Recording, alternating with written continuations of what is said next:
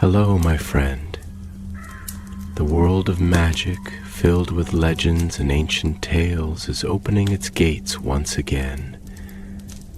Tonight, in the Gryffindor dormitory by the crackling fireplace, I will share another story with my friends. Join us, for the magic is about to come alive. In a time when the walls of Hogwarts still echoed with the laughter of students unburdened by war, a shadow stirred beneath the world's surface. The year was 1955, and autumn had clothed the Scottish Highlands in copper and gold. The castle of Hogwarts, old and wise as the hills themselves, stood proud above the black lake, its turrets kissed by mist and memory.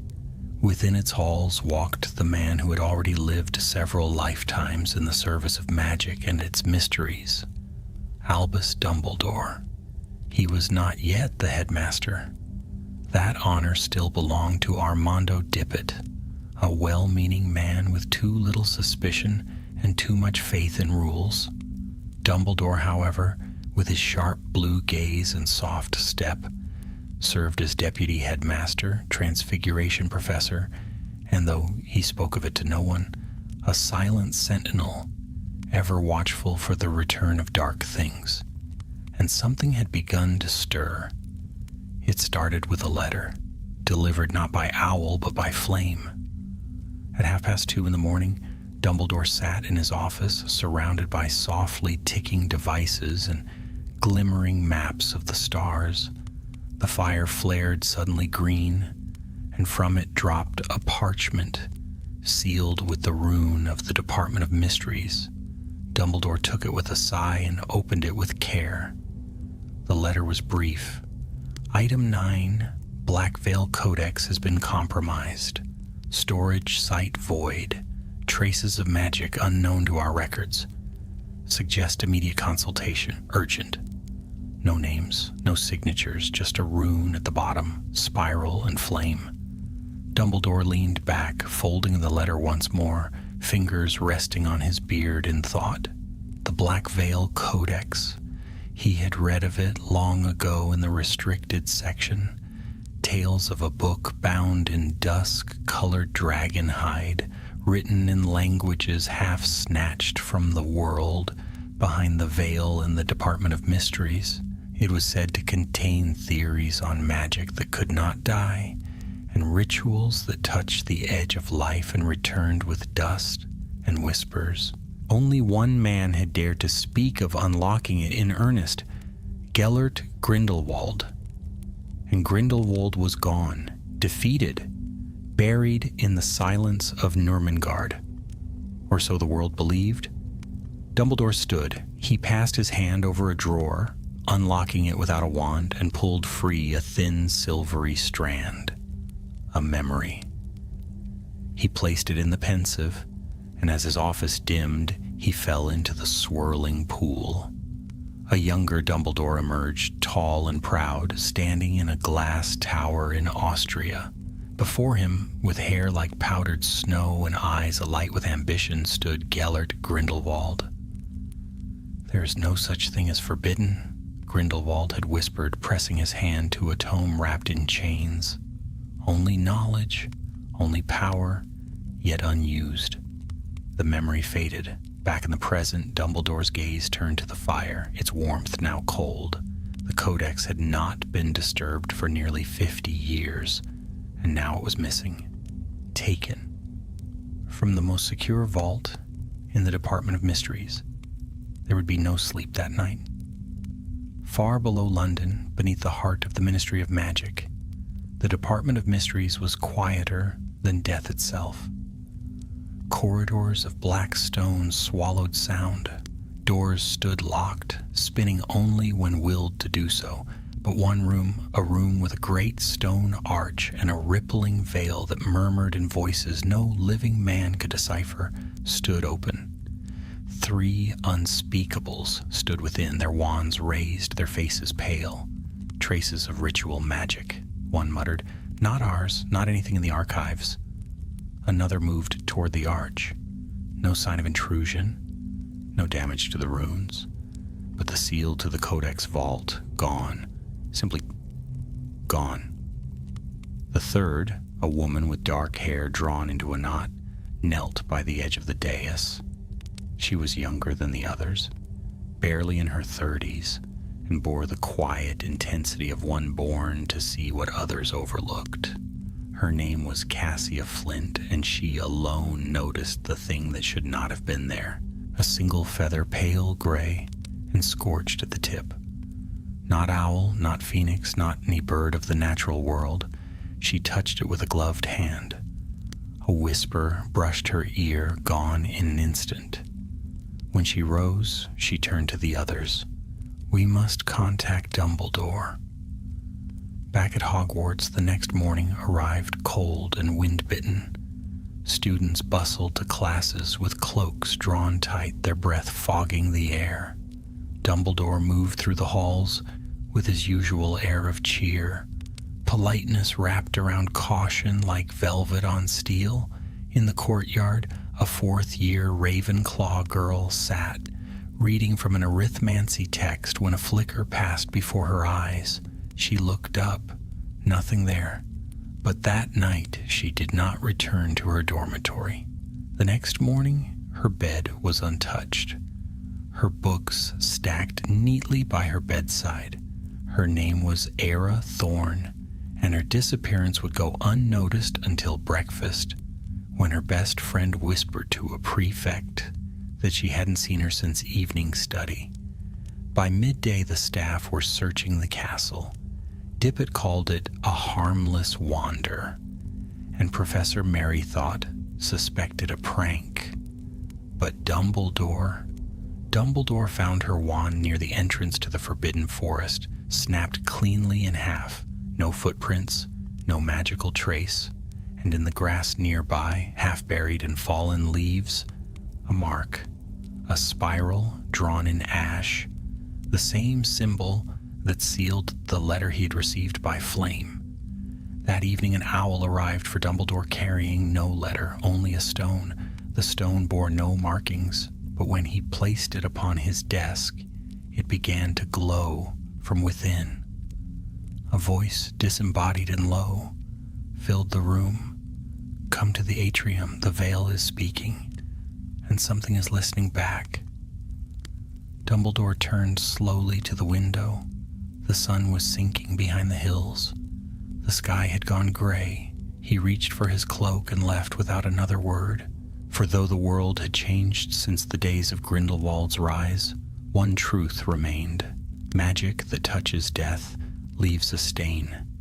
And somewhere in the dark, someone was drawing the veil open, and Dumbledore would go to meet them. The fires of the Ministry burned low as Dumbledore arrived beneath London streets. He stepped from the Floo network into the echoing vastness of the atrium, his deep blue robes trailing like shadows behind him. The golden statues that once stood proud had been removed, melted down after the war with Grindelwald to purge the Ministry of his influence.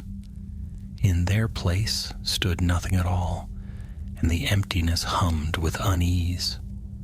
Cassia Flint waited for him beside a wrought iron lift, a black cloak drawn tight against her slender frame. Her expression was sharp, precise, like parchment folded too many times. "You came," she said. "I make a habit of answering calls from whispering stones," Dumbledore replied, his voice light, though his eyes missed nothing. "Especially when accompanied by broken wands and vanished students." She said nothing more until they descended into the Department of Mysteries. The lift clanking deeper than the public knew existed.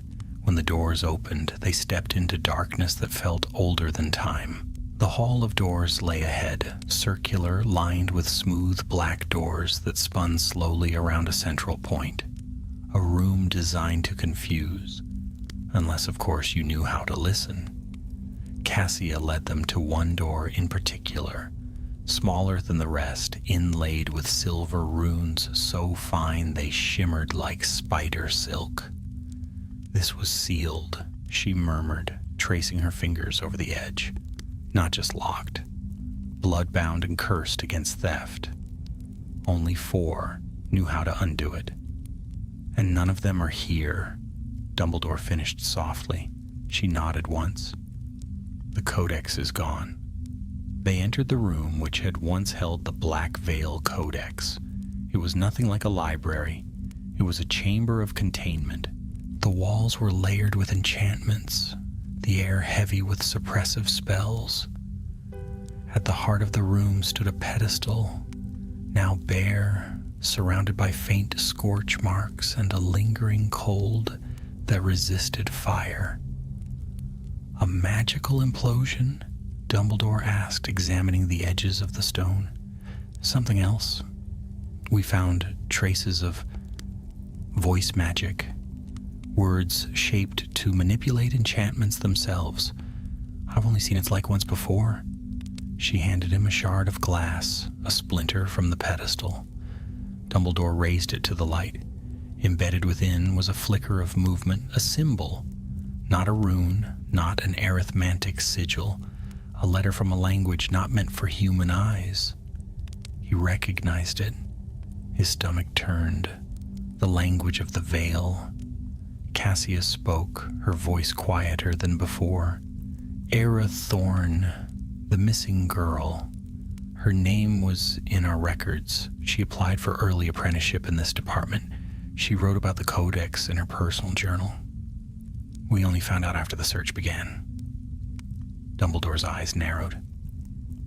Then someone read that journal and decided the girl might be useful.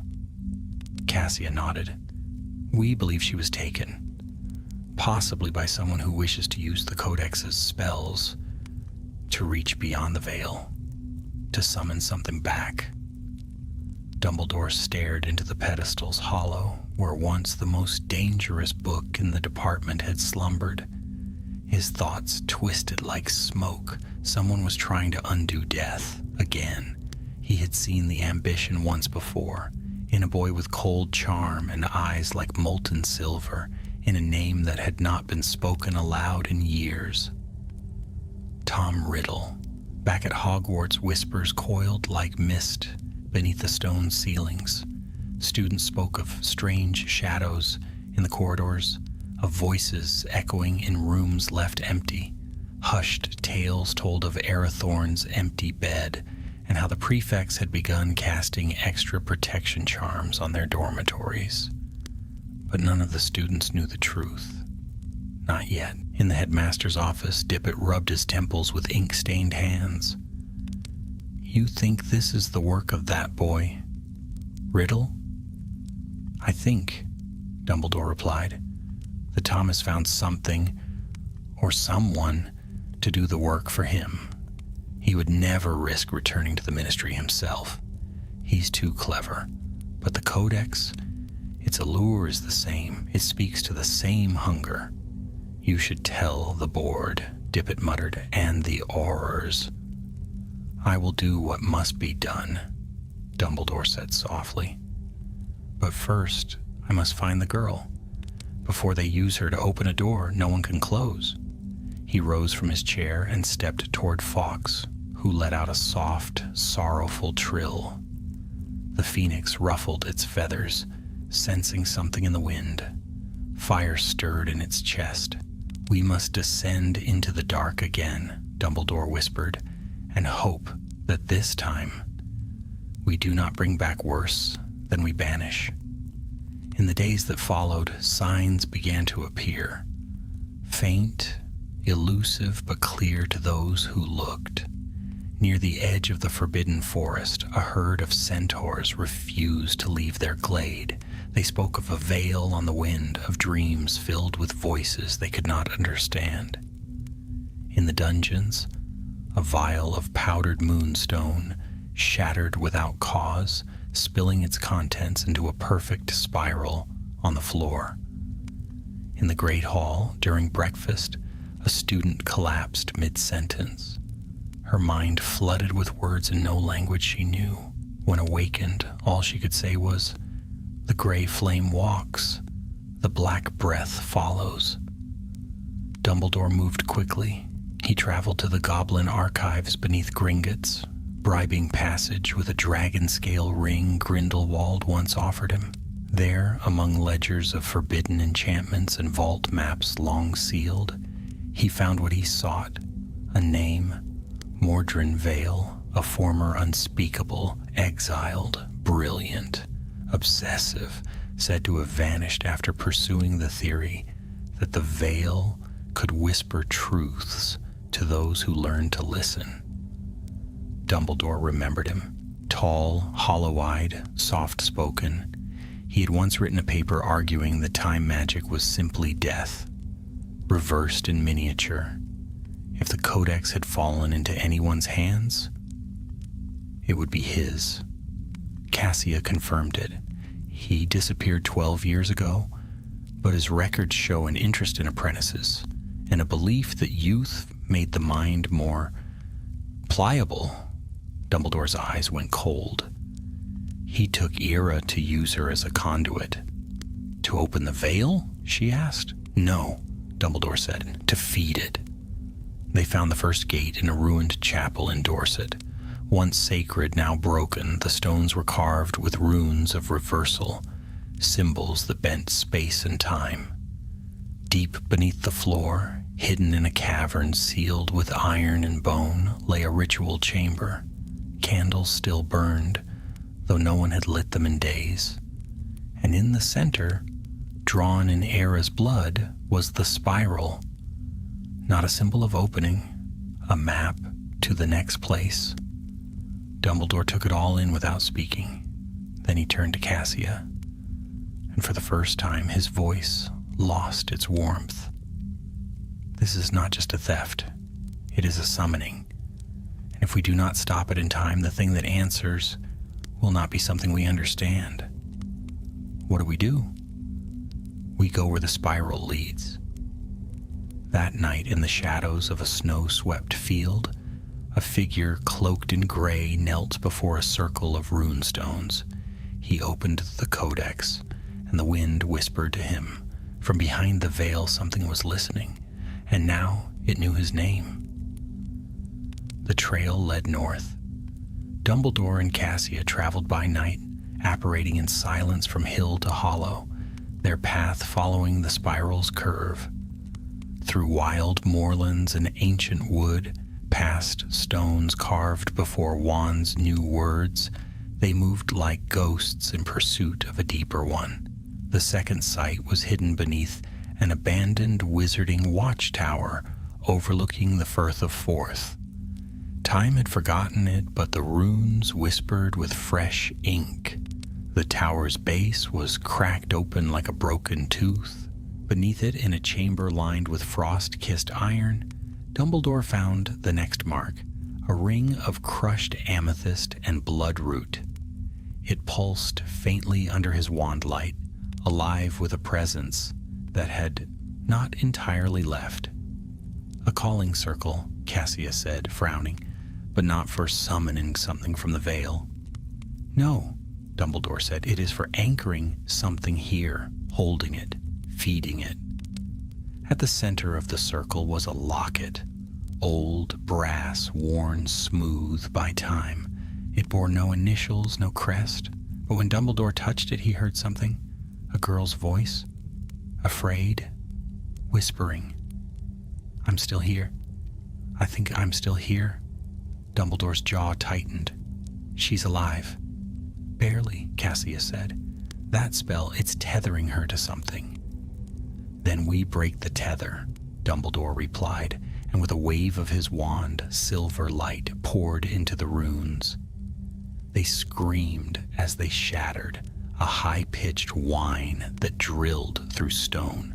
The locket split with a cry not made by any lock or hinge, and far away, in a circle of rune stones swallowed by snow, Mordrin Vale opened his eyes and smiled. "So, Albus," he whispered, "still chasing shadows. You helped create." The spiral path did not end at the watchtower. It led further across the sea to the Isle of Skye, where cliffs dropped into black waves and no wand dared draw magic unbidden. Here stood the ruins of Dunbremere, a fortress older than Hogwarts, built in the age of blood bonds and bone spells. Long ago, the Macrio family had ruled these cliffs, and it was said that when they passed, they took their secrets with them into the stone. Now the stone stirred again. A storm rolled in as Dumbledore and Cassia arrived, wind howling like wolves through the cracks. The fortress was little more than bones, arches crumbled, towers hollow, the gate leaning like a tired giant. But at its heart, a single chamber remained untouched by time. They entered without a word. Inside, torches lit themselves, and on the far wall, etched in silver flame, was the spiral again. Below it hung a tapestry, and in the tapestry, woven into the thread itself, was Era's face. Her eyes blinked. "She's bound to it," Cassia whispered, aghast. "Not bound," Dumbledore said grimly. "Split. A piece of her soul has been pulled into the weave." He reached forward. The tapestry burned his fingers, repelling even his magic. "She's being used," he continued. "Her connection to the Codex, to the veil, it's being stretched, pulled like wire across each site. Every spell etched in the Codex is being powered through her." Cassia stared. "He's using her to rewrite the veil's rules." "No," said Dumbledore. "He's using her to unwrite them." The torches flickered, and then the chamber shook. Stone cracked. Dust fell. The spiral on the wall began to rotate, slowly, grinding against reality itself. From the center of the room, a figure emerged. Not flesh, not spirit. Memory twisted into form. Era, or something wearing her face, stepped forward, lips parting in a voiceless scream. Cassia raised her wand. Dumbledore stopped her. "Wait!" The figure did not attack. Instead, it reached out and dropped something at Dumbledore's feet. A page, torn, burned at the edges, a fragment of the Codex. Dumbledore picked it up. The ink pulsed faintly, revealing a single line in shifting script. "To tear the curtain, the heart must split thrice, once in grief, once in fear, once in choice." As he read it aloud, the figure began to fade, and then from the doorway behind them, a voice cold and precise said, "And you will help me do it, Albus." They turned. Mordrin Vale stood in the archway, tall and gray. Robes hung like cobwebs from his narrow frame. His eyes were paler than mist, and his wand, curved and black as obsidian, was already raised. Cassia stepped between them. "You've twisted the veil. Used a child. For what?" Mordrin did not look at her. He looked only at Dumbledore. "For truth," he said. "For what lies beyond your small, moral mind. The veil is not death, it is division, a line drawn by fear." Dumbledore's voice was low. "And yet you fear enough to hide behind children and curses." "Because you would stop me," Mordrin said. "You always feared what you could not control, just like with Grindelwald." At that name, something flickered in Dumbledore's eyes. "I stopped Grindelwald," he said. "No," Mordrin whispered. "You killed him." Silence fell. Cassia's breath caught. "That's not what the world believes." Mordrin's smile was thin. "The world believes what Albus lets it believe. But the Codex, she knows the truth." He stepped forward. "You can't destroy the Codex. She's bound to it now. If you kill the book, you kill the girl." Dumbledore's wand flicked up. "I can undo what you've done." Mordrin's expression darkened. "You won't have the time." And with that, he vanished in a whirl of ash and wind. The spiral on the wall burst with light, and the fortress began to collapse. They barely escaped. As the towers crumbled, Dumbledore and Cassia apparated to the edge of the cliff. The sea below roared like fury, and above, the clouds boiled. Cassia turned to him. "Is it true about Grindelwald?" Dumbledore's silence was long. "In Nurmengard," he said at last, "he begged me to kill him, to end what he had become, and I obliged." Cassia looked away. "We're not chasing a thief anymore," she said. "This is something else." "Yes," Dumbledore agreed. "This is a ritual, a pattern, and we are only just beginning to understand its shape." That night, in a place between worlds, Mordrin stood before the veil itself. Not the one in the Ministry, but a second veil, hidden in the forgotten vaults, beneath a glacier lost to maps. This veil shimmered like oil on water, whispering with words older than death. He held the codex open. Era's image burned faintly on the page. One grief. "Already drawn," he murmured. "The girl, her innocence torn." He pressed his wand to the page. Now the second. From the shadows behind him came another figure. Tom Riddle, older now, no longer a boy. His charm polished, his eyes hard as diamond. "You owe me this," Riddle said. Mordrin did not argue. "Then speak your fear and feed the codex." Riddle stepped forward, and when he touched the page, the veil itself shuddered. Somewhere far away, Dumbledore stumbled, hand clutching his chest. The second piece had been cast, and now only one remained: choice. The veil waited, watching, and the spiral turned once more. Snow fell heavy upon the highlands, veiling the world in a silence that felt almost sacred.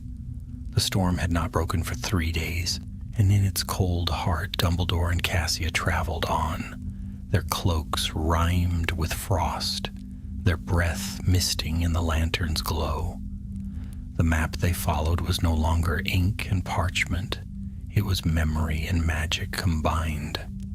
A pulse that tugged at Dumbledore's wand like a heartbeat. Each time they rested, Cassia caught him studying the torn page from the codex. The lines shimmered faintly in the dark, alive with power that refused to fade. To tear the curtain, the heart must split thrice, once in grief, once in fear, once in choice. She'd seen him read it 12 times, but never speak of it. At last she asked, "What does it mean?" He did not look up.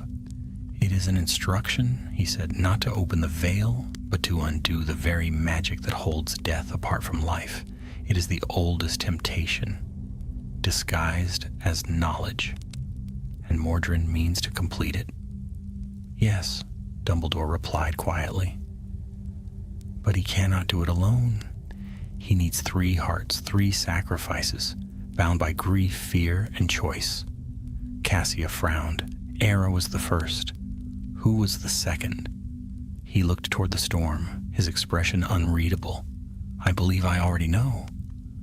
They reached the shores of Loch Doon by nightfall. The lake stretched dark and glassy beneath a moon half shrouded by cloud. At its center rose a small island crowned by a single tower, a ruin said to predate the founders themselves. Few knew it existed. Fewer still dared to land upon it. A spectral shimmer wavered above the water, faint but visible, the sign of ancient wards, restless and worn thin. "This is where the last ritual will begin," Dumbledore murmured. Cassia shivered. "Then that means Riddle will be here." "Perhaps," said Dumbledore, eyes narrowing, "or perhaps something worse." They conjured a small boat, gliding across the black surface without sound. Halfway across, the wind died, and the world held its breath. Then, from the deep below, a ripple spread, slow and deliberate. Cassia gripped her wand. "What was that?" "Not what?" Dumbledore said softly. Who? A pale face surfaced beside the boat, a reflection at first glance, but it blinked when they did not. Eyes white as moonlight, hair drifting like smoke. It reached out a translucent hand. Cassia raised her wand, but Dumbledore stopped her again. "Do not harm it," he said. "It is only a memory, the lake's guardian. The tower once belonged to a seer who looked too long into the veil." The apparition's lips parted and a whisper reached them. "He waits. Where the stone bleeds, where the heart must choose." Then it vanished into mist. The boat struck shore. The tower's base was split open, revealing a stairway that descended into the earth. Torches burned without fuel, and the walls bore carvings of eyes and spirals, etched in gold and shadow. As they walked, Cassia felt the air grow heavy, thick with something more than magic, something older, more deliberate, like the world itself was holding its breath. At the bottom, they found a hall vast enough to swallow sound. At its center stood the veil, not a fragment, not a copy, but the true gateway, its twin to the one guarded in the ministry. This one shimmered like liquid steel, its curtain rippling though there was no wind. The archway that held it was carved from obsidian, runes crawling over it like veins. And before it, upon a circle drawn in silver and blood, stood Mordrin Vale. He looked weaker now. His hair hung loose, his face drawn and gaunt. The codex rested open before him, pages fluttering in an unseen breeze. Across from him knelt Era, her body limp, her eyes half open but unseeing. "She lives," Cassia whispered. "For now," Mordrin said, not turning. "Do you know what it is to hear the veil, Dumbledore? To truly listen? It speaks not of death, but of return." "You would rip the world apart to prove that," Dumbledore said. "I would heal it," Mordrin replied. "We were never meant to lose those we love. The Codex is not evil. It is a gift, a bridge." Cassia took a step forward, fury flashing in her eyes. "You're using her soul as kindling." Mordrin's gaze shifted at last, resting on her. "You think I do not know the cost? That I have not already paid the first two prices? Grief and fear are mine. Only choice remains." Dumbledore's hand closed around his wand. "And what choice will that be?" Mordrin smiled faintly. "Yours?" The veil stirred. The silver fabric began to glow, faintly at first, then with a light that turned the hall into daylight. The whispers grew louder, thousands of voices speaking in no tongue known to man. Era screamed. Her body arched, light spilling from her eyes and mouth. Cassia darted forward, but Dumbledore held her back. "You cannot touch her now. She is the veil's conduit." "Then how do we stop this?" she demanded. "The ritual demands a third heart," Dumbledore said. "It must be one who chooses." He stepped forward. "Albus!" Cassia shouted, but he did not stop. Mordrin's eyes blazed. "You will take her place?" Dumbledore's voice was calm, steady. "I will end what you began." "You'll destroy her. I will free her." He stepped into the circle. The air rippled like water. The codex shuddered, pages whipping wildly. Light flared, and for a moment Dumbledore saw beyond the hall, beyond the veil itself.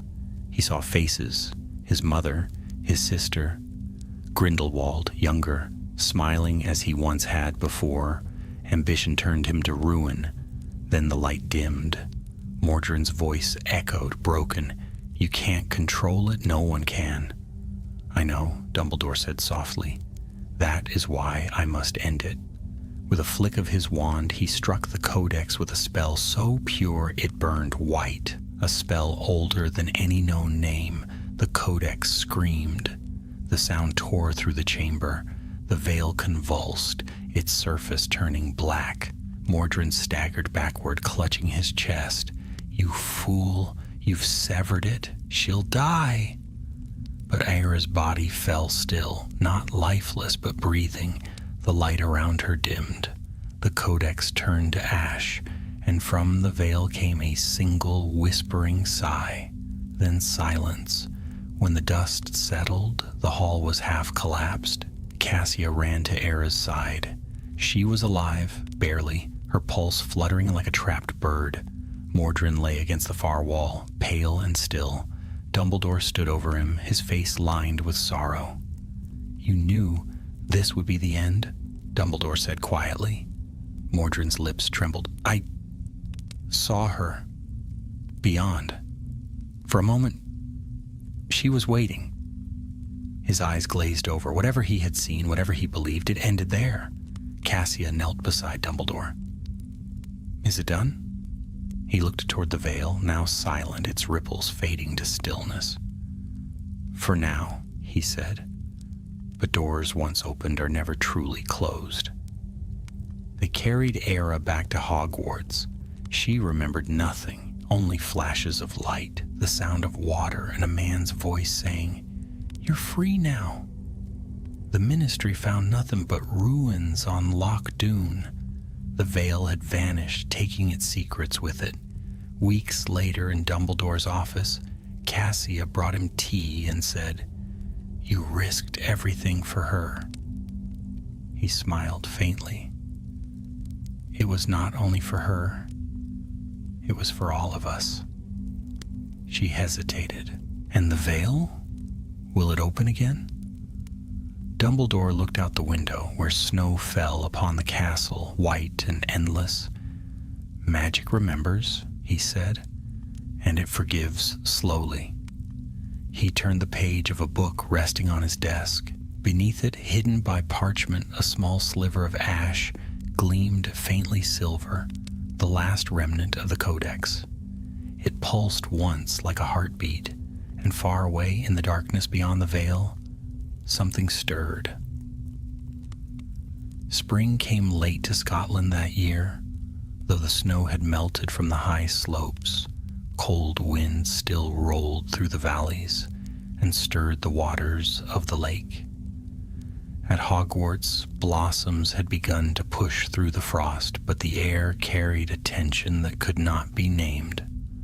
The castle had seen many strange things in its time, yet the events of the winter had left a mark that even its stones seemed to remember. Professor Dumbledore walked the corridors more quietly now.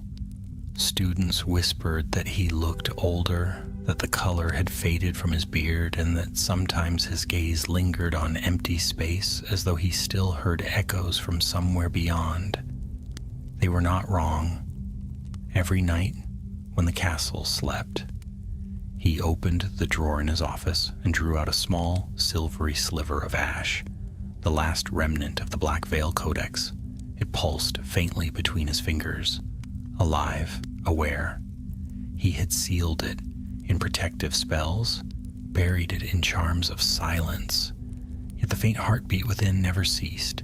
He told no one, not even Cassia Flint, who had returned to the Ministry after their journey. She had written once, her letter short, careful, full of unanswered questions. Dumbledore had not replied. Still, the memory of her final words at the lakeshore clung to him. You freed her. But did you close it or only slow it? He could not answer. In early May, a storm swept across the highlands. The sky turned the color of bruised steel, and lightning danced over the turrets of the castle. Dumbledore stood by the great window of the astronomy tower and watched the clouds twist in unnatural rhythm. His wand hummed faintly at his side. When the first bolt struck the forbidden forest, he felt it. Not as thunder, but as magic, a call. He left the tower at once. Down through the corridors he went, cloak billowing behind him, through the front gate and across the wet grass to the forest's edge. The wind tugged at his robes, and the trees swayed like dark giants whispering secrets. Near the boundary stood Era Thorn. She was pale, older somehow, her eyes distant and filled with stormlight. She wore no cloak, no shoes. Mud stained her gown. When she saw Dumbledore, she smiled faintly. "I heard them again," she whispered. "The voices from the Vale, they're calling." He raised his wand, murmuring a charm of calm, but the air between them shimmered like disturbed water. The faint scent of ash filled the wind. "Era," he said softly, "you are safe here. The Vale is gone." She shook her head. "It isn't gone. It's waiting. It remembers me." The lightning flashed again, and in its light he saw it. A faint mark spiraling upon her wrist. The same pattern, the spiral, drawn in gray lines beneath her skin. Dumbledore's heart tightened. "Who has done this to you?" "No one," she said. "It woke when the storm began." Before he could answer, the ground trembled. From deep within the forest came a low, resonant sound, like the beating of a distant drum. The animals scattered, the centaurs cried warnings in their harsh tongue. Then from between the trees, a shadow appeared. It moved like smoke, and yet had form. A man-shaped absence, no eyes, no mouth, only darkness wrapped in the faint outline of robes. Dumbledore stepped forward, wand raised. "Show yourself." The figure paused. Its voice, when it spoke, was the whisper of wind through tombs. "You broke the Codex, Albus Dumbledore, but its promise endures." He felt the world tilt slightly. "Who are you?" "The one who crossed, the one she called back." Era cried out, clutching her wrist as the spiral burned brighter. The shadow drifted closer, its presence draining warmth from the air. She tore the first thread, I tore the second. Only the third remains, the heart of choice. "Yours." Dumbledore's wand flared with blue fire. "You speak riddles and half-truths. Begone." "You cannot banish what you invited, old friend," the shadow murmured. "You opened the way when you struck the Codex. The veil did not close, it turned." The shadow's form flickered, and for an instant he saw another face within it, a man with pale eyes and the ghost of a smirk. "Mordrin," Dumbledore whispered. "Not Mordrin, what wore him." The shape dissolved into mist and fled into the forest. Era collapsed. He carried her back to the castle and laid her in the hospital wing. Madame Pomfrey fussed and worried, but her healing charms did little. Era's body bore no wounds, yet her pulse beat irregularly, as though her heart followed another rhythm. For days, she drifted in and out of consciousness. Once, she woke and whispered, "It's pulling me back." "Where?" Dumbledore asked. "To the place between, the place where they wait." And then she slept again. Word of strange disturbances spread through the ministry. Doors in the Department of Mysteries were found unlocked. The great arch where the veil had once hung now stood empty, but from behind its stones came a sound, soft like breathing. Cassia Flint returned to Hogwarts unannounced. Her robes were travel-worn, her eyes sleepless. "I feared this," she said when Dumbledore met her in his office. "Something has reawakened. The unspeakables can't explain it. The arch hums with energy, but none of the readings make sense. It's as if something is building from the other side." Dumbledore nodded. "The Codex still exists in a way. A piece survived. It has found a new vessel." She paled. "The girl." "Yes." Cassia slammed her hand against the desk. "Then we destroy it. We can't let this begin again." He looked at her sadly. "If we destroy it, we destroy her." For a moment neither spoke. Then Cassia said quietly, "And if we do nothing?" He turned to the window where dusk was falling over the lake. Then the veil will open entirely. That night, thunder rolled again across the hills. Dumbledore and Cassia went to the forest together. The centaurs watched from the shadows, silent and grim. At the heart of the trees, they found Era standing before an ancient oak, her eyes glowing faintly with silver light. The mark on her wrist pulsed in rhythm with the storm. "It wants through," she whispered as they approached. "It wants you, Professor." The air shimmered, and the shadow appeared once more, taller now, its form more defined. "Choice," it said. "The third key. You ended my death. Now end your own." Dumbledore stepped forward.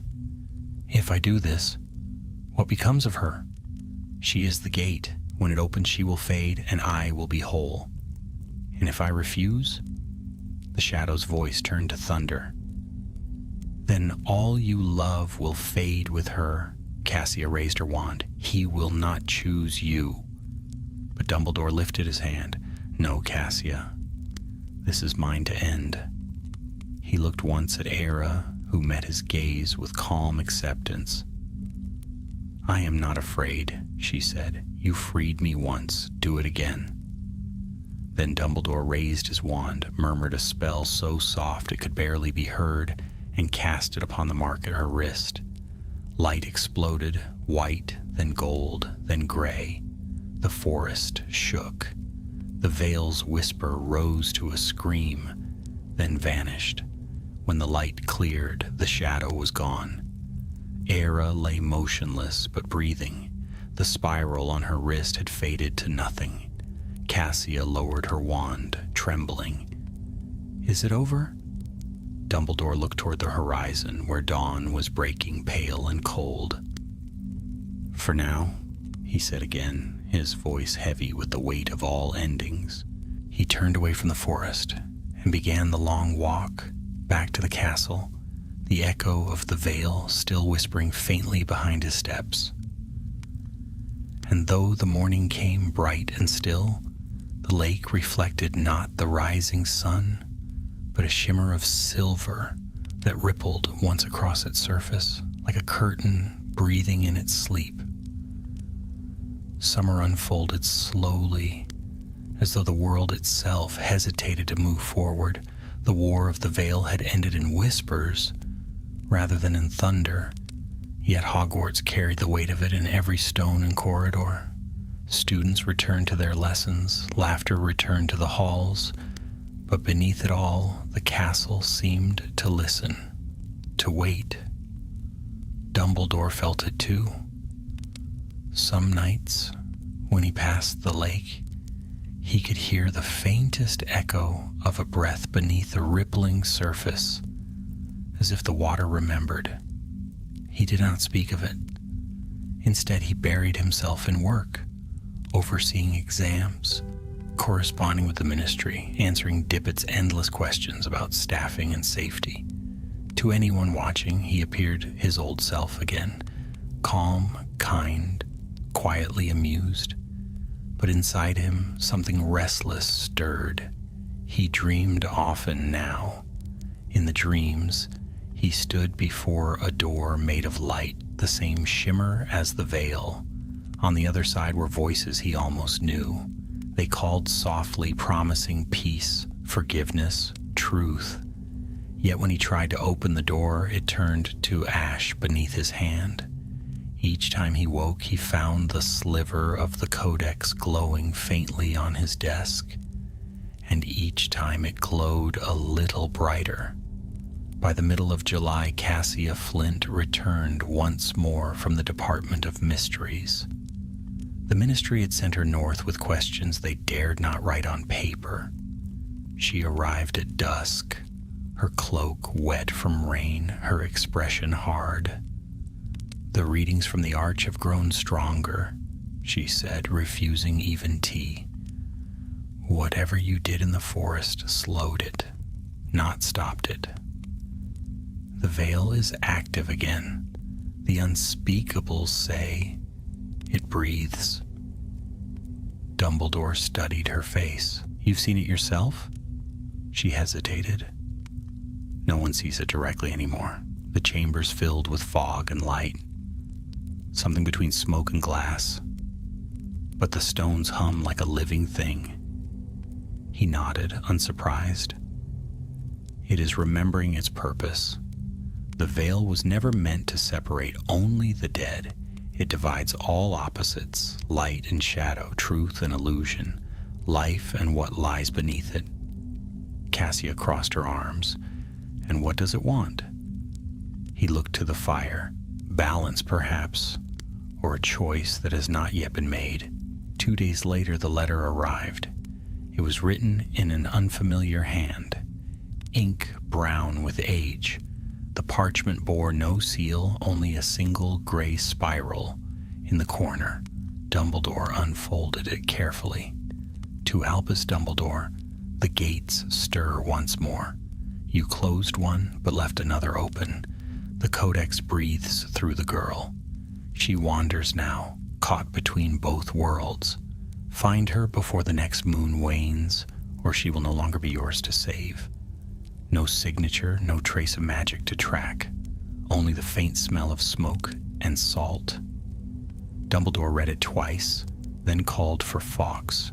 The phoenix arrived in a shimmer of gold, landing gently on his arm. We must find her, he said.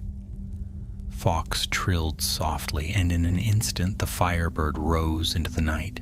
They found Ira 3 days later. She had fled the castle at dawn, taking nothing but a wand and a worn satchel. The trail led south through the glens and into the hills beyond Hogsmeade, where mists rolled low and the ruins of ancient settlements dotted the earth. When Dumbledore and Cassia reached her, she was standing upon a ridge, staring toward the horizon where the sun bled red through the clouds. Her face was thinner, her hair tangled by wind, but her eyes were clear and far too calm. You shouldn't have come, she said when they approached. Era, Dumbledore began, the veil still calls you. You must let us help. I can't stay in your world, she whispered. It doesn't want me here. Every time I sleep, I see them, the ones who wait behind. They speak of a place where no one forgets. That place is death, Cassia said sharply. Ira shook her head. No, it's something deeper. They're not ghosts. They're memories that learn to breathe. The air around them thickened. The wind died. Dumbledore felt the pull again, the same cold gravity he had sensed when the codex was broken. You've been marked again, he said quietly. Show me your arm. She lifted her sleeve. The spiral had returned, dark and gleaming as though carved from shadow itself. Someone is feeding it, he murmured. Someone who knows the codex better than any of us. Cassia's face hardened. Riddle. The name fell between them like a curse. Yes, Dumbledore said, he was part of the ritual, and he would not have walked away from such power without leaving a thread behind. Era's expression changed, half fear, half awe.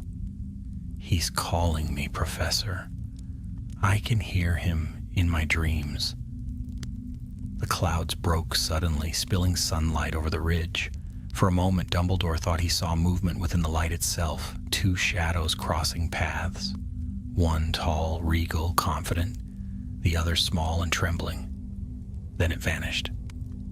We'll protect you, he said, but we must leave this place.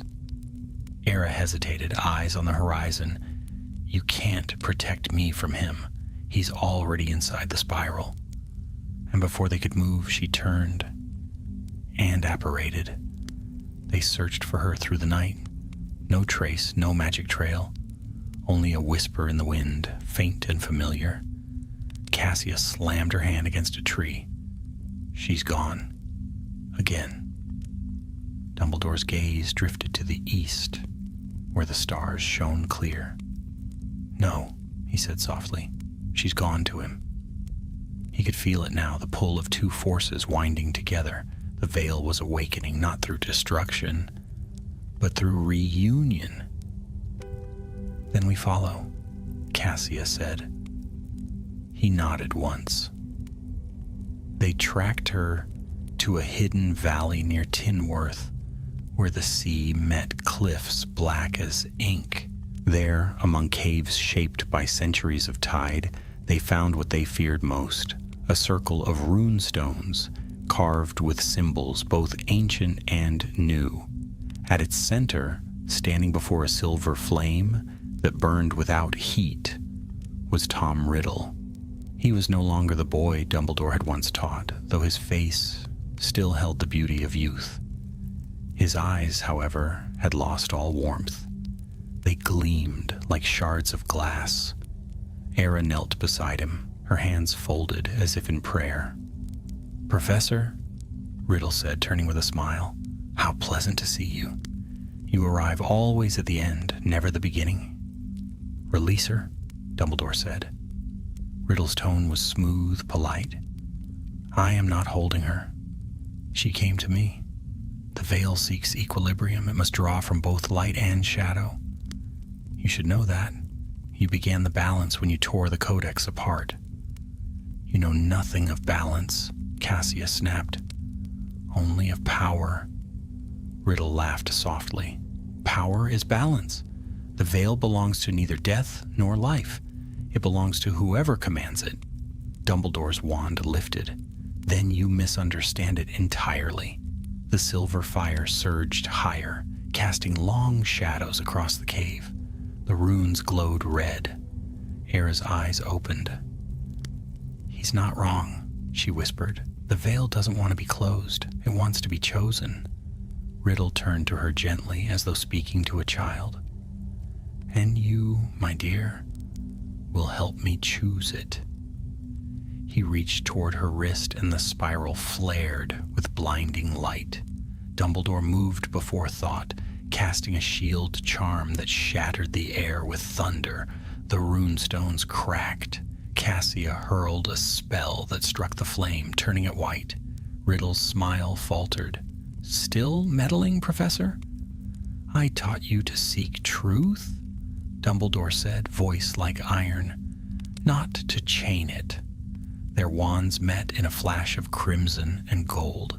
Magic roared through the cavern, tearing rock from the walls. Era screamed as the spiral broke open, spilling tendrils of shadow and light into the sea. And above it all, a voice rose, deep, ancient, and endless. The heart must choose. The fire turned gray. Riddle's spell shattered. Dumbledore stepped forward, standing between him and the girl.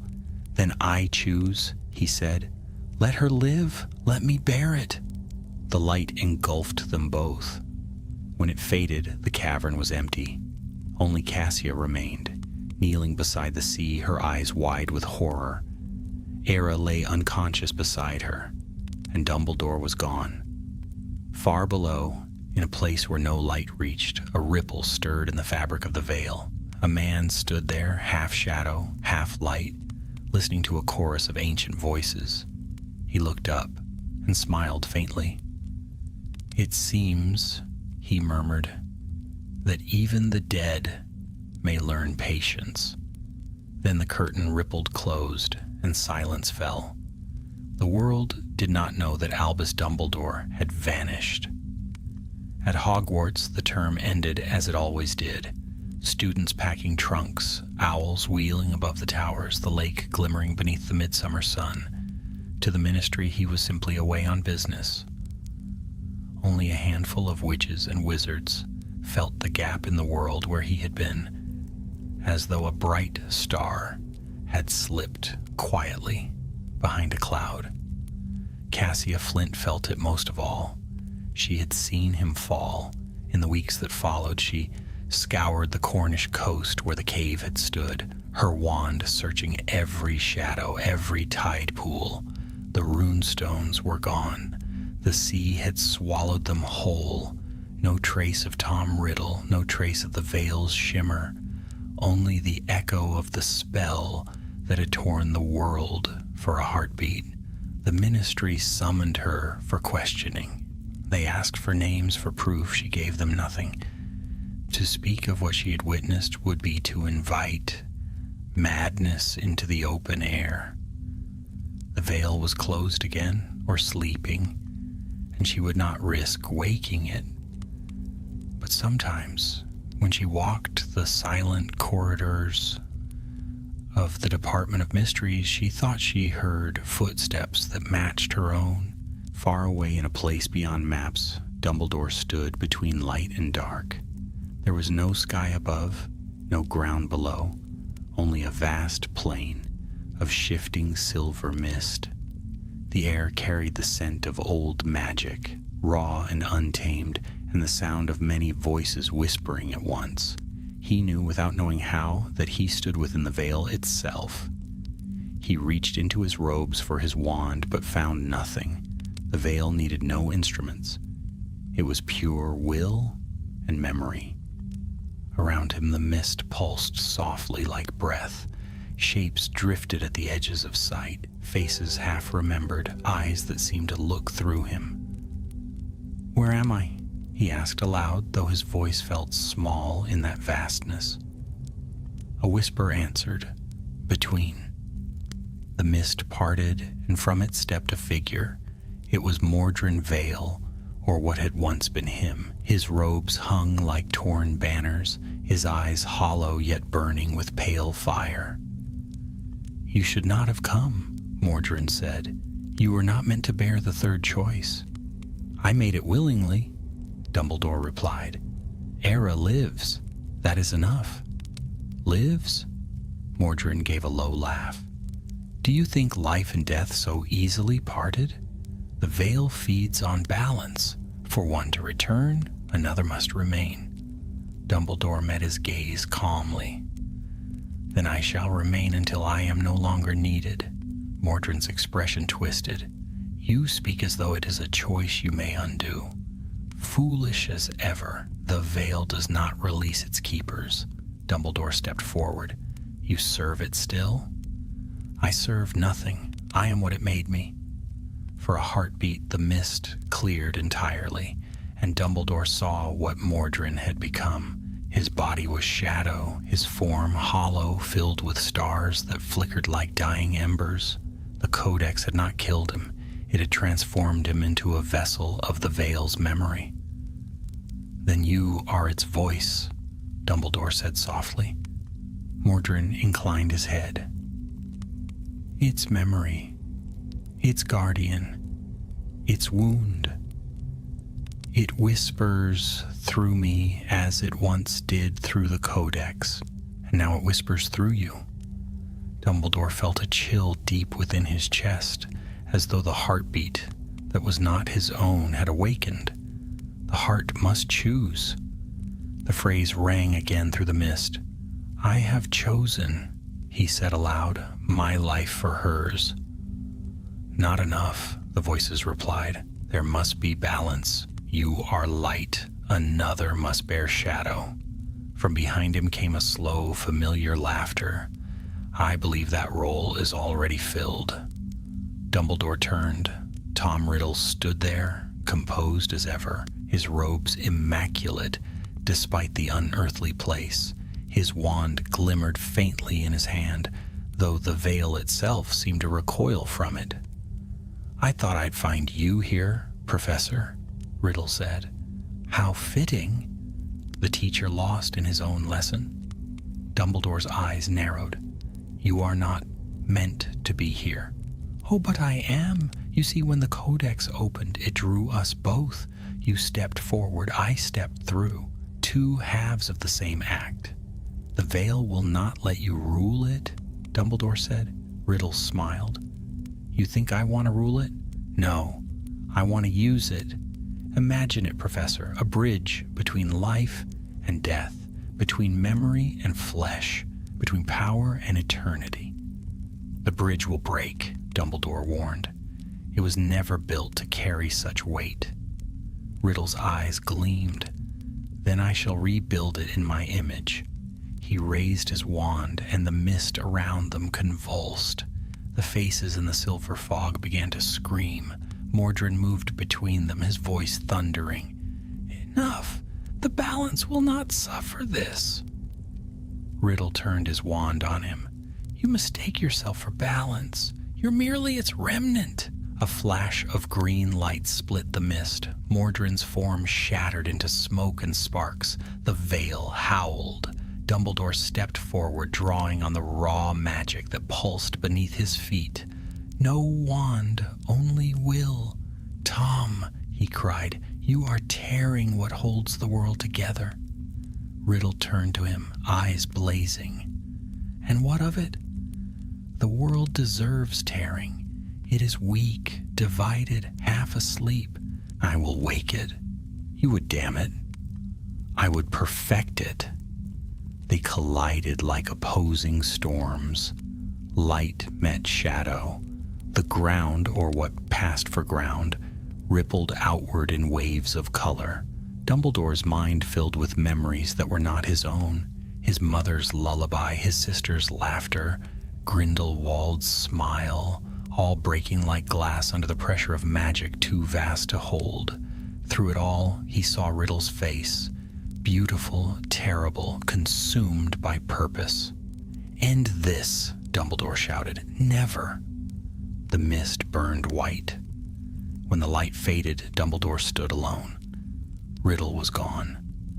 Only his echo remained, a faint ripple moving toward the horizon, where the veil stretched endless and thin. Dumbledore fell to his knees, breathing hard. "You cannot destroy him," came Mordrin's fading whisper. "He carries the shadow of choice. He will return, in flesh and name, until the balance is met." "I will be ready," Dumbledore murmured. The silver mist began to dissolve around him, thinning into threads of light. He felt himself falling, not into darkness, but into warmth. He awoke on the shore of the Black Lake. The sky above was dawn red. Fox perched nearby, singing a low, mournful song. "Welcome back," Cassia said softly, from where she knelt beside him. Her eyes were red, but she was smiling. "I thought you'd gone beyond." "Perhaps I did," Dumbledore replied. "Perhaps that is the only way back." Era stood a few paces behind her, pale but alive. The spiral was gone. "It's over," Cassia said. He looked at the horizon where the sun touched the lake. "No, but it sleeps, and sometimes sleep is all we can ask for." He rose slowly, his robes damp, his heart heavy with what he had seen. The veil still whispered in the corners of his mind, a faint murmur like the turning of pages in a book no one should read. Cassia offered him her hand. "Then what now?" Dumbledore smiled faintly. "Now we keep the watch." That evening, as twilight spread over the castle, Dumbledore returned to his office. The candles lit themselves as he entered. On his desk, beneath a pile of papers, lay the sliver of ash that had once been the codex. He touched it gently. It no longer glowed. "Rest," he whispered. Yet as he turned away, he could not help but hear it, just once, faint and far. "The heart must choose." He closed his eyes. "I already have," he murmured. Outside, the night deepened. The stars shone bright upon the lake, and far below, where light could not reach, something vast and unseen sighed in its sleep. The days that followed Dumbledore's return passed like the slow unfolding of an old prophecy. Life at Hogwarts resumed its ordinary rhythm, lessons, laughter, mischief, and the steady turning of seasons. But beneath the surface, an invisible tension hummed. The castle seemed to watch him now, as though its very stones waited for something unspoken. He walked the corridors by lamplight each evening, listening to the whisper of portraits and the faraway hoot of owls. Students greeted him with the same shy respect as before, yet some instinct, told even the youngest that their professor had seen things beyond mortal ken. There was a new gravity in him, like the silence that follows thunder. Cassia Flint had returned to the ministry, called back to the Department of Mysteries to report her findings. She wrote seldom, but each letter carried the same refrain. The veil is quiet. For now. And Era Thorne, pale, thoughtful, older than her years, remained at Hogwarts under Dumbledore's careful eye. She studied quietly, seldom spoke, and often gazed across the black lake as if expecting something to rise from its depths. When she slept, the nurses said, she sometimes whispered in languages none could name. Dumbledore feared what those words might mean. One night, as a late autumn storm broke across the Highlands, he stood again at his window, watching lightning fork over the forbidden forest. The thunder rolled low and long, yet between its echoes came another sound, faint, rhythmic, like the beating of wings. He turned sharply. A figure stood by the hearth. It was neither ghost nor intruder, but Fawkes, his phoenix, his feathers dimmed, his eyes troubled. The bird gave a single cry, a note unlike any Dumbledore had heard from him before. Then, from the ashes at Fawkes's feet, a shape began to form, a small crystal sphere, faintly glowing. Dumbledore reached down. The light within the orb swirled to reveal a face, Cassia's. She was pale, her hair damp, her eyes wide with fear. "Albus?" Her voice crackled through the magic. "Something stirs in the department.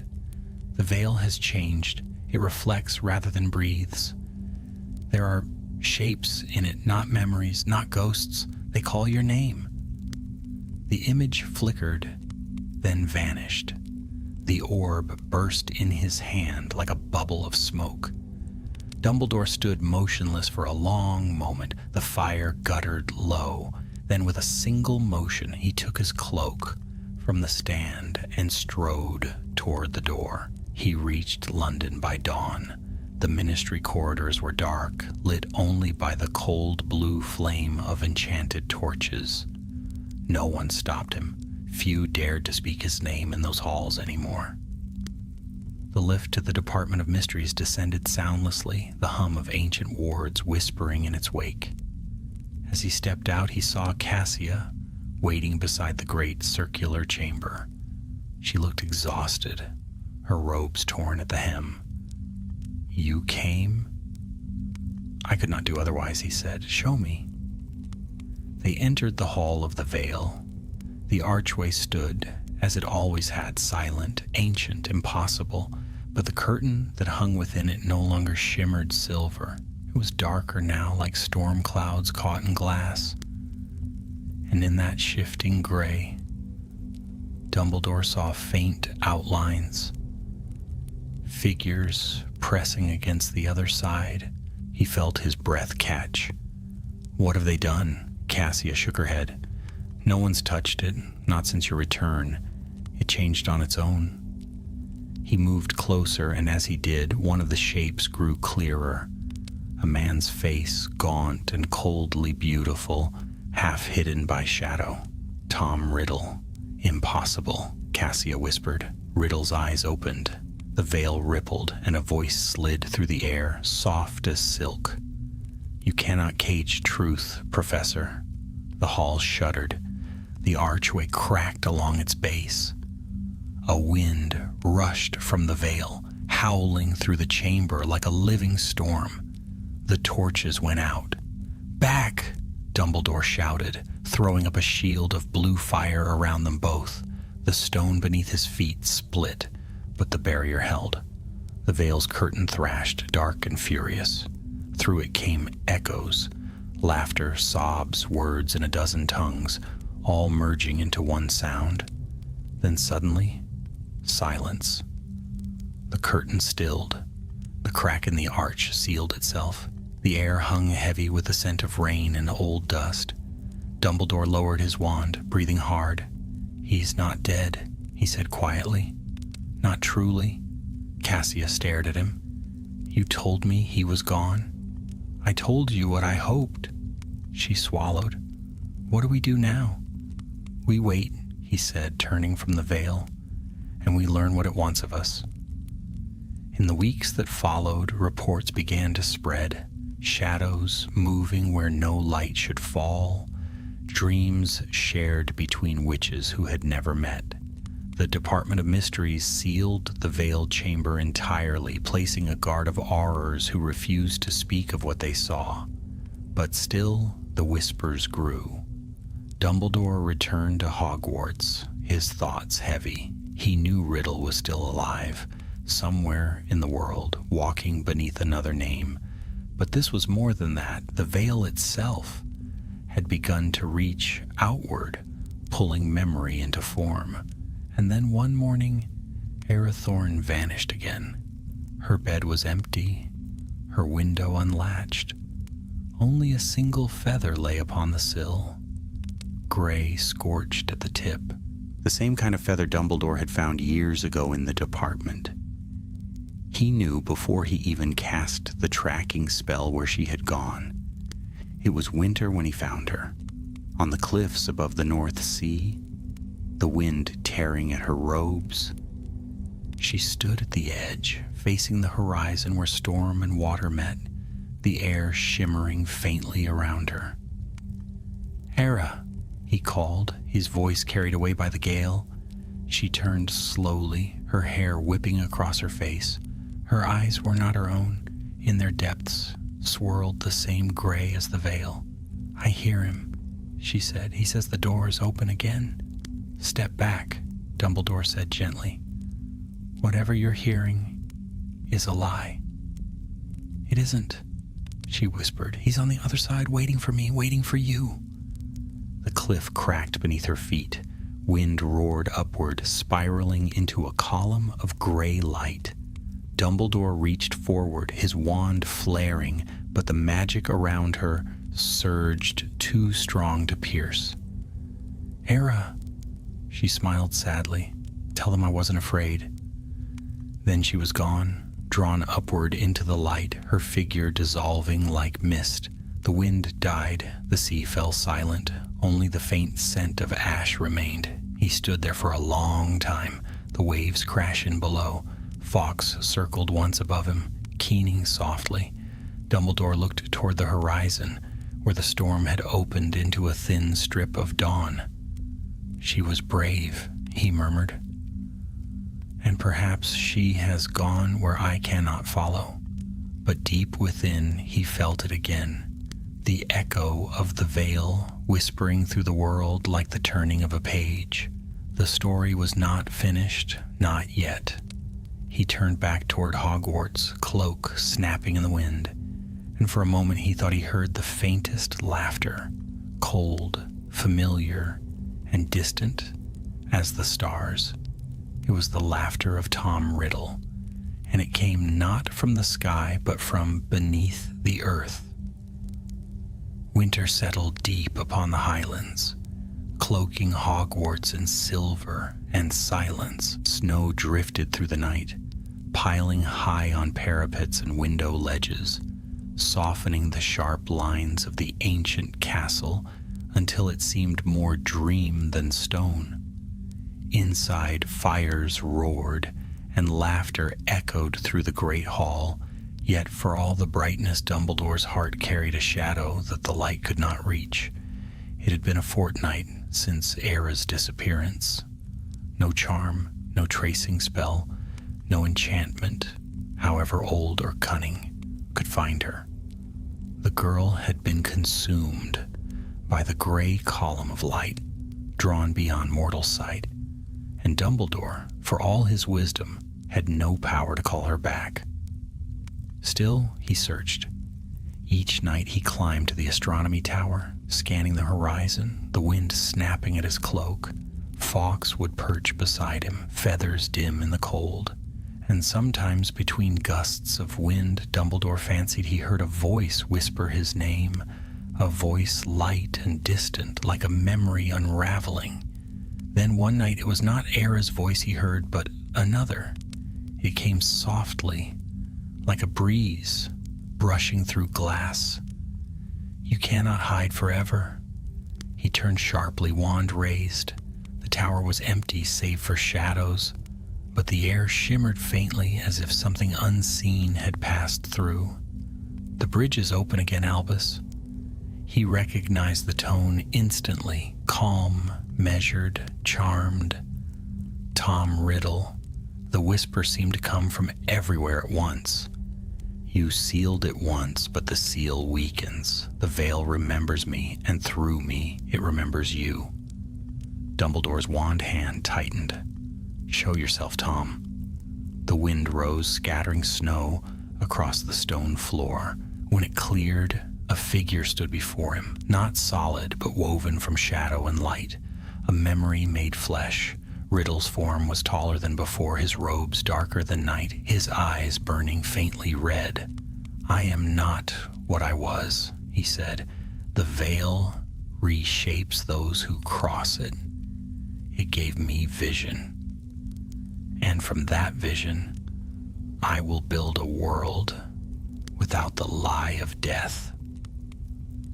"Death is not a lie," Dumbledore said quietly. "It is mercy." Riddle's smile was thin, spoken like a man who has lost more than he dares to count. The accusation struck deeper than Dumbledore wished to admit. He had lost his sister, his friend, his own certainty. Yet he held the wand steady. "Whatever you are now, Tom, you will find this world no longer welcomes you." "Perhaps," Riddle said, "but it will not matter. The veil and I are one now. Every spell of death, every word of grief, every whisper of longing strengthens it. I need not return fully to rule. I will simply remain." He raised a hand, and for an instant the snow hanging in the air turned black, falling like ash. Then the figure vanished, leaving only silence behind. Dumbledore did not sleep that night. He went at once to his office and summoned every record, every ancient chart, every forbidden volume that spoke of the veil and its origins. For days he read without pause, his fire burning low, his tea untouched. By the third day, he found what he sought, a name written in the margin of an old text by an anonymous hand. The Hall of Reversal. It was said to lie somewhere in the far north, beyond even the goblin mines, built by the first seers who had glimpsed death and sought to weave its edges into time itself. The hall was meant to mirror the veil, a twin that could absorb or contain its power, if invoked by the right spell. If the veil was opening again, if Riddle had bound himself to its essence, then only its reflection could bind him anew. He closed the book. So we go north. Cassia Flint returned to Hogwarts within the day, her face drawn with sleeplessness. "I felt the shift," she said before he could speak. The wards around the department cracked for a moment. The air itself grew heavy, as if something vast had stirred beneath London. "Riddle," Dumbledore said simply. She nodded grimly.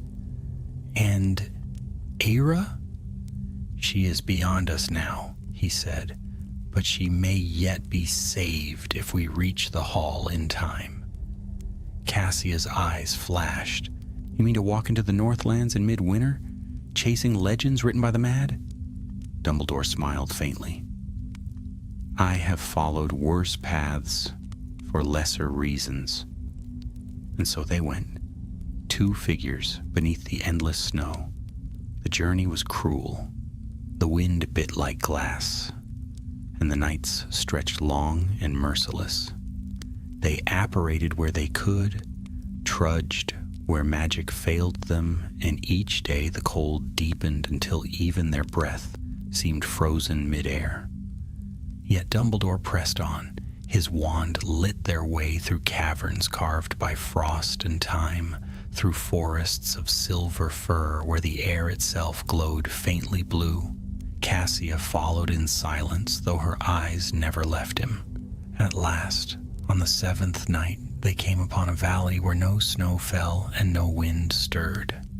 The ground shone faintly with runes carved into the ice, and at the valley's heart rose a stone arch, older than Hogwarts, older perhaps than the world's memory.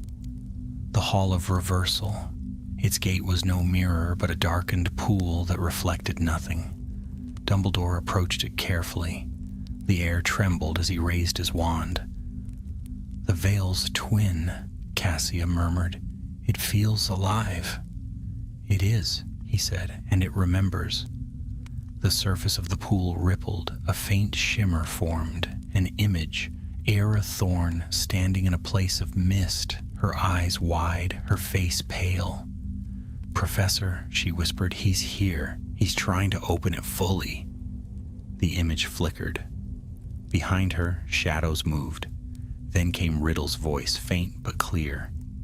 "You cannot stop what has begun. The veil will claim its due.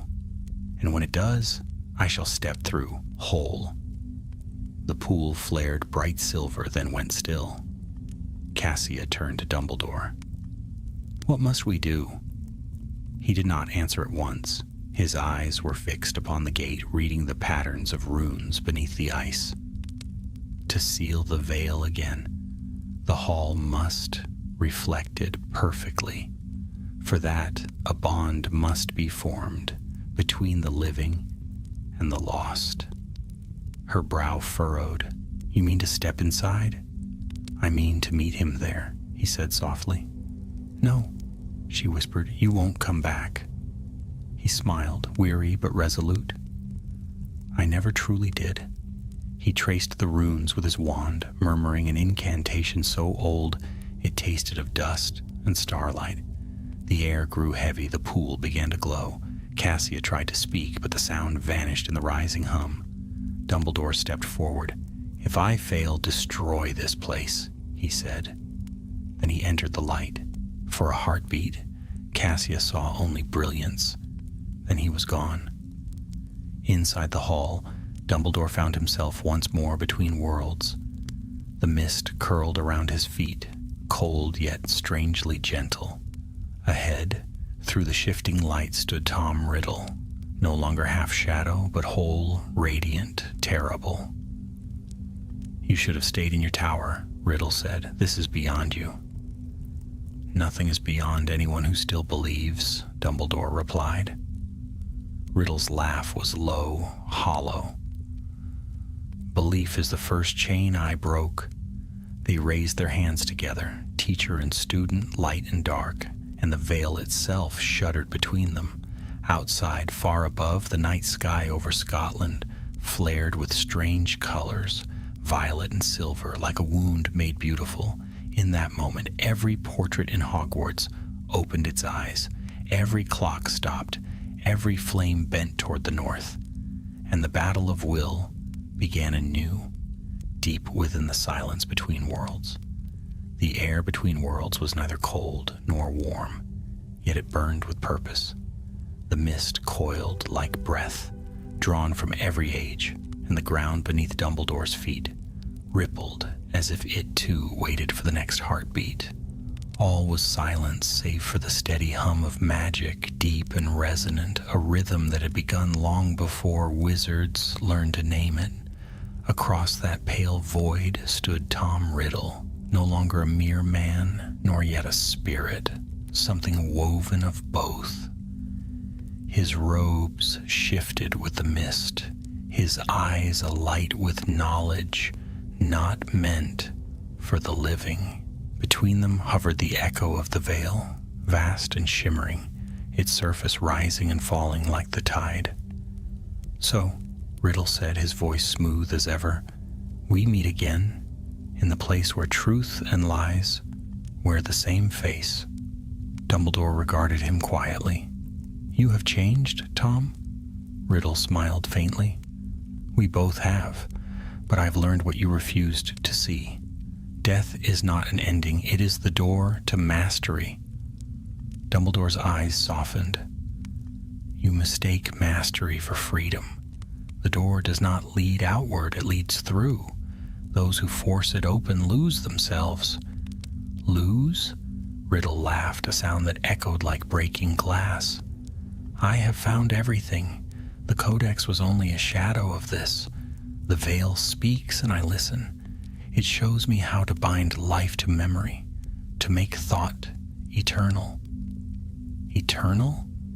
Dumbledore's tone was calm but edged with sorrow. You speak of eternity as though it were peace, but peace cannot dwell in the hearts of those who seek to own it. Riddle's smile faded.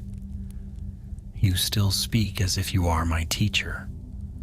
I was, Dumbledore said gently, and perhaps I still am. The mist thickened, swirling between them. Shapes moved within its depths. Faces of the lost, voices of the long dead, whispering words neither could quite catch. The veil pulsed in time with their speech, light flaring and fading, as if the boundary between the two realms had grown thin as breath. Riddle raised a hand and the mist recoiled. From his palm spread a circle of black fire that curved outward like a crown. Do you know what this is? He asked. The essence of the veil's heart. Mordrin's folly taught me how to summon it, but not how to wield it. Now I will finish what he began. I will merge the realms. No more partings, no more loss. You would unmake the balance itself, Dumbledore said. There is no life without death, no magic without limit. To destroy the border is to destroy meaning. Riddle's eyes flared. Meaning is a cage built by fear. He hurled the black fire toward Dumbledore. The light cut through the mist, splitting it into streams of shadow. Dumbledore raised his wand, though it was not truly a wand here, only his will given form, and the spell struck a barrier of white flame. The two lights collided, twisting together, roaring into a sphere that flared bright enough to blind. When the glare faded, both men stood unchanged, though the veil itself quivered like a living thing. Dumbledore lowered his hand slowly. Power against power, he murmured. It will serve neither of us. Then we must choose, Riddle said. You or me? From the depths of the mist came a sound, a voice, young and clear. Professor? Dumbledore turned sharply. Arathorn stepped from the haze, her form ghostly but intact. Her eyes glowed faintly with silver light. You should not be here, he said. She was always meant to be here, Riddle said softly. The bridge between worlds, the living key. Era looked between them, confusion and dread battling on her face. He told me I could end it, that I could free them all. Dumbledore's heart clenched. And what would he have you do? Join them, she whispered. Give myself to the veil, my life for every soul it holds. Lies, Dumbledore said at once. The veil takes, but it does not give back. You would vanish, and it would remain hungry. Riddle's voice coiled around them like silk. Do not listen to him, child. He fears what he cannot control. He has always feared it.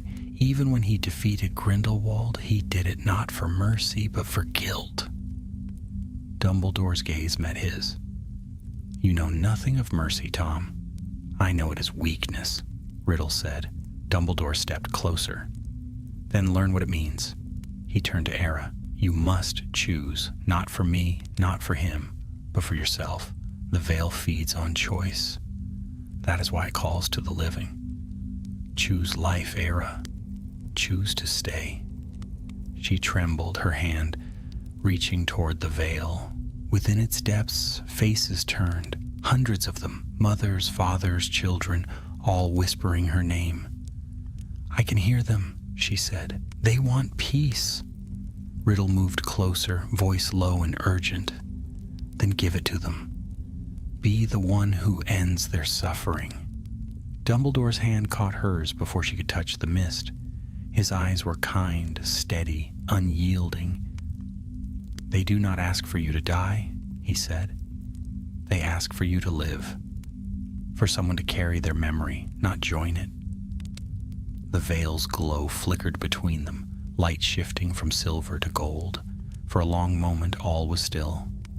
Then Era stepped back from its edge. No, she said softly. I choose life. Riddle's face twisted with fury. Fool! He thrust his hand toward her, but Dumbledore moved faster. His will surged outward, a wave of blinding light that struck Riddle full in the chest. The shadowed form screamed as cracks spread through it like shattered glass. Tom, Dumbledore said over the roar, you were given every chance. Even now, you could turn away. Riddle's answer was a hiss of rage. There is no turning back. The mist erupted into chaos. The veil split open, spilling a storm of voices. Dumbledore wrapped Era in his arms, shielding her from the surge. The light tore through him, searing flesh and soul alike, but he held firm.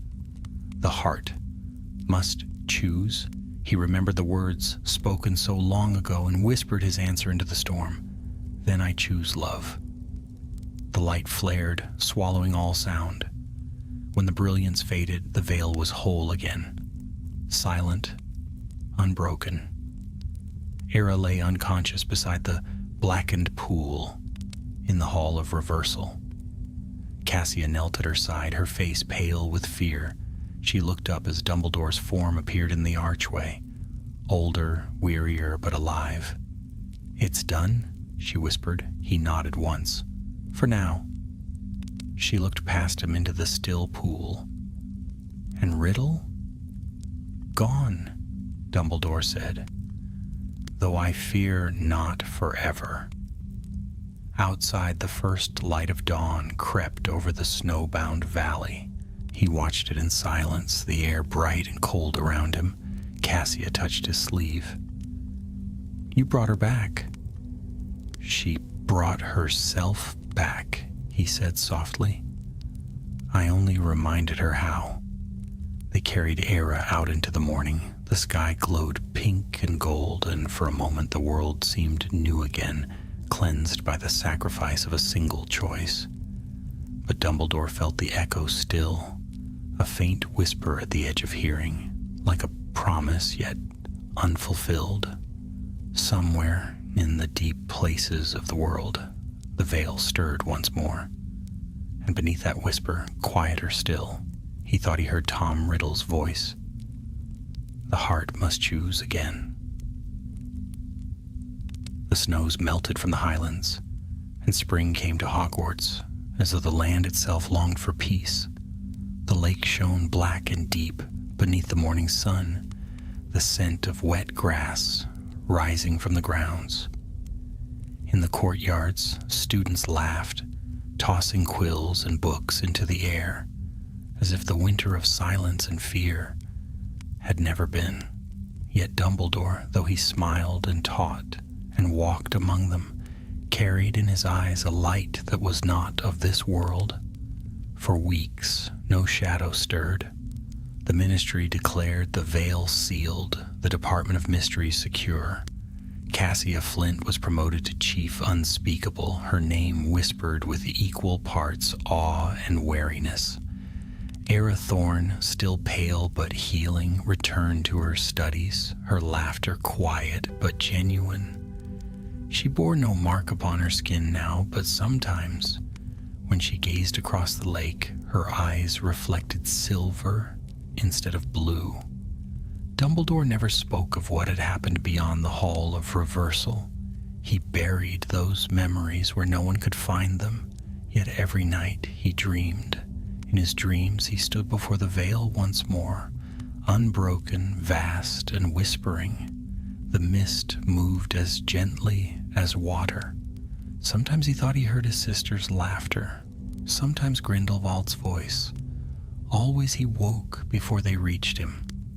He told himself it was over, that balance had been restored, but deep down he knew balance was only ever temporary. One afternoon he walked to the cliffs above the Black Lake with Era. The air was mild, the water calm. She carried her wand in one hand, a small notebook in the other. "I still dream of it," she said at last. "The veil, the voices, but they're not calling anymore. They're waiting." "Waiting for what?" Dumbledore asked. "For what comes next." Her voice was soft, but it chilled him. He looked at her and saw something he had not noticed before, a faint shimmer beneath her skin, like moonlight caught under glass. "The veil left its mark," he said quietly. She nodded. "It left part of itself in me, but I'm not afraid." "You should be," he murmured. She smiled faintly. "No, it's not evil, Professor. It's lonely." That night, as he sat by his fire, those words returned to him. It's lonely. He wondered if perhaps she was right. If the veil, ancient and alive, was not a prison but a mind, a consciousness that had grown weary of holding the boundary alone. A week later, an owl arrived from Cassia. The letter bore the ministry seal, but the parchment smelled faintly of burnt silver. The readings have changed again. The veil's energy is shifting, not violent but active, almost as though it's dreaming. We hear faint echoes when we approach, sometimes a man's voice, sometimes a child's. Always the same words, "The heart must choose." Dumbledore read the letter twice, then set it into the fire. The parchment curled and blackened, the ash scattering like snow. "Not again," he whispered. 3 nights later, lightning split the sky above the lake. The storm rose suddenly, fierce and unnatural. The students slept uneasily in their dormitories, their dreams filled with strange murmurs. Dumbledore stood alone on the battlements, rain plastering his hair to a face, robes snapping in the wind. He could feel it, the pulse beneath the earth, steady as a heartbeat. The veil's magic had reached out once more, not as a call for war, but as a reminder. The door was never fully closed. He raised his wand, the tip burned gold. "Not tonight," he said into the storm.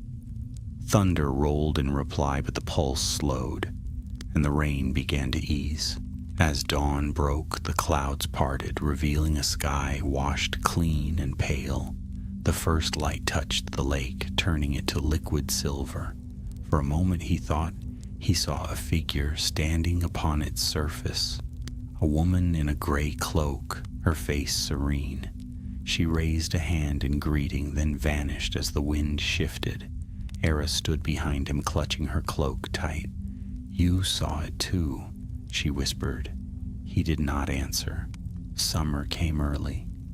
The school closed for the holidays, the children returning to their homes with hearts full of laughter and stories of harmless adventures. Yet the teachers felt it, the strange hush that settled each evening as the light faded, as if the castle itself were listening for a sound too distant to name. On the last night before the term ended, Dumbledore descended alone into the dungeons beneath the castle. Few had walked there in centuries. Fewer still knew that below the oldest stones there ran a stream of magic older than Hogwarts itself. He found it at last, a small chamber lit by a single torch. The walls glowed faintly with runes that predated even the founders. In the center stood a pool of still water, dark as ink. He knelt beside it, placing his wand across his knees. "Show me," he said. The water rippled. For an instant he saw Tom Riddle, whole, smiling, eyes bright with cold fire. "Did you think I would fade so easily?" Dumbledore's breath caught. "You are only memory. Memory is the seed of eternity." The image rippled, then vanished. The water stilled. He rose slowly. "Then let the world be your prison, Tom, and may it be wide enough to hold your pride." He turned away, leaving the torch burning. That night as he slept, the dream came again. He stood before the veil, its curtain gleaming softly, but this time there were no whispers, no cries, no shapes pressing from the other side. Only a single voice, low and kind. "You chose well, Albus," but the world turned still. He did not recognize it, yet it filled him with both sorrow and peace. "Who are you?" he asked. "A reflection, a promise, gray on black." The light behind the veil brightened, then dimmed to nothing. He woke with tears upon his cheeks. In the years that followed, Albus Dumbledore became headmaster of Hogwarts. The castle thrived under his care, yet he never forgot the sound of the veil, nor the faces he had seen within it. He walked the boundary between light and darkness with quiet grace, always aware of how thin that line truly was. Sometimes, when the world was still, he would climb the tower and look upon the lake, and in its reflection he thought he could see the faint outline of a spiral drawn across the surface, gray upon black, fading with the dawn. He never spoke of it, but when students asked him years later whether he believed there was life beyond death, he would smile in that quiet way of his and answer, "There are doors between all things. The wise learn which to open and which to guard." Then he would turn away, eyes glimmering with secrets and memories too heavy for words, as the wind from the lake carried the softest echo of an ancient whisper. The heart must choose, and beyond the veil of time and shadow, something vast and patient listened, waiting for the choice that would come again.